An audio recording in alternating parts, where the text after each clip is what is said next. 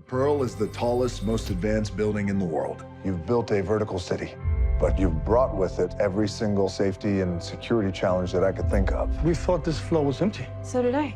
Not only have you brought them all indoors, but you've trapped them 240 floors in the air. No one really knows what would happen if things go wrong. But I'm just a glorified security guard, so what the hell do I know anyway? Skyscraper is directed by Rawson Marshall Thurber and follows security guard Will Sawyer as he attempts to save his family from a towering inferno.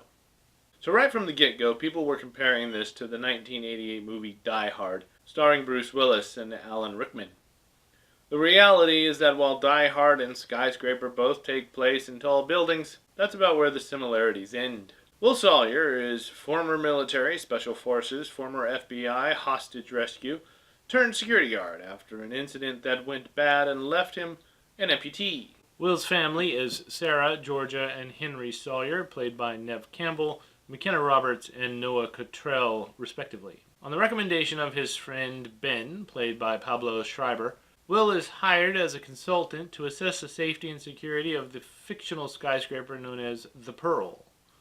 Of course, the owner of the Pearl, Zhao Longji, played by Chen Han, has made some enemies, led by Kors Botha, played by Roland Moeller, who show up to do bad things, and hilarity ensues.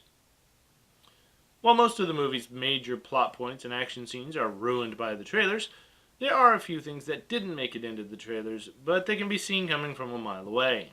It's as if the director had recently taken a class on foreshadowing and just couldn't let it go. Seriously, the first half hour explains almost exactly how the rest of the movie will progress. Now, when it comes to big, dumb popcorn flicks, I'm pretty good at turning off my brain and just enjoying a movie for what it is.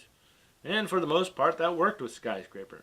Yes, there was plenty of bad dialogue and a seemingly endless stream of crazy over-the-top action sequences, but it was still a pretty fun ride. The one thing that it really lacked was a compelling bad guy. There are two that matter. The one I've already mentioned, Kors Botha, played by Roland Moeller. He's the main baddie and is pretty underwhelming. He has a great bad guy look, but his character was pretty generic, and just about any of the actors that portrayed members of his crew could have done just as well in that role. His apparent second in command is Zia, played by Hannah Quinlivan. Now, this is a compelling character. We never really learn much about her, but she's cold, calculated, and was a way more intimidating character than Botha. The only thing that marred Quinlivan's performance was this vocal affectation that she did, where she pitched her voice really high and sounded like a character in a bad anime. It was distracting. And I watched an interview with her, so I know it's not her real voice. The long and short of it is this. Skyscraper is a series of adrenaline-pumping action sequences with a lot of not very surprising twists, and just enough dialogue to get us from one action sequence to the next.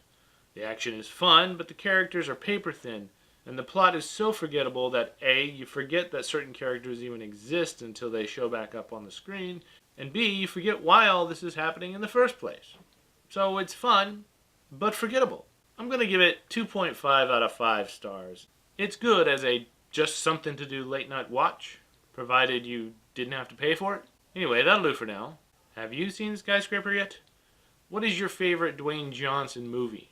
Let's talk it out in the comments below, and as always, please like and subscribe. And I'll see you back here next week with my review of The Equalizer 2.